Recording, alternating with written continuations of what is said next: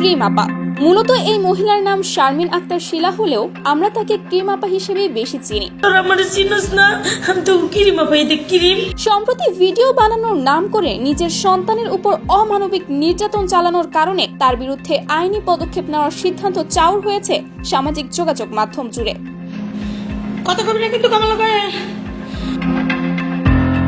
আজকাল ফেসবুক লাইভে মেয়েকে সঙ্গে নিয়ে হাজির হয় ক্রিম আপা। সেখানে ভিডিওতে দেখা যায় ছোট্ট এই বাচ্চা মেয়েটাকে কারণে অকারণে খুব জোরে জোরে ধমকাচ্ছে সে। আর 2-3 বছরের এই ছোট্ট বাচ্চাটা ভয়ে কান্নাটা পর্যন্ত করতে পারে না।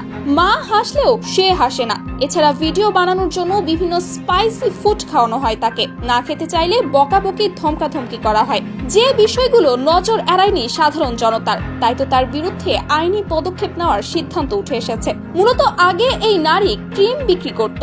ক্রিম নিয়ে যান আপু, ডেলিভারি চার্জ লাগবে না, আপনি আইসা ক্রিম নিয়ে যান। জানা গিয়েছে গ্রামের ছোট্ট একটা বিউটি পার্লারও ছিল তার।